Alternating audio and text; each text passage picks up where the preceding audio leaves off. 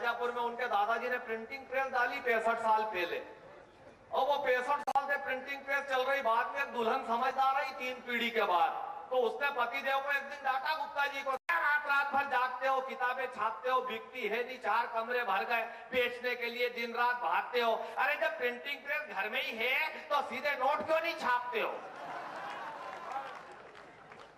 गुप्ता जी को बात समझ में आ गई, बोले औरत अकलमंद है और अब नोट ही छपेंगे, किताब फेंक दे बाहर।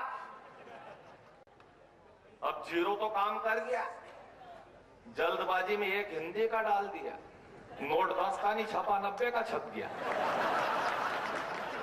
नीचे ढेर लग गया। तो गुप्ता जी की मिसेस नई बहू थी, उसने एक नोट उठाया। नई दुल्हन ऐसी होती, मेरी बेटी की शादी करी मैंने 2 साल पहले, मैं उससे मिलने गया, मैंने कहा बेटा सिगरेट पीना है, माचिस ला। वो भीतर गए, उसकी सास का हाथ पकड़ के लिए, मैंने कहा बेटा मैंने तो माचिस मंगवाई थी। वो बोली पापा माचिस नहीं है पर आग यही लगाती है। बढ़िया है, बढ़िया है, या ताली बज जाती है, ये हिस्सा है।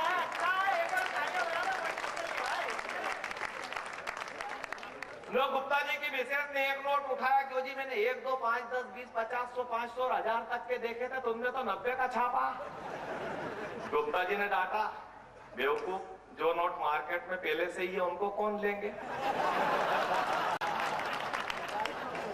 जिनका शॉर्टेज है वही तो चलेंगे।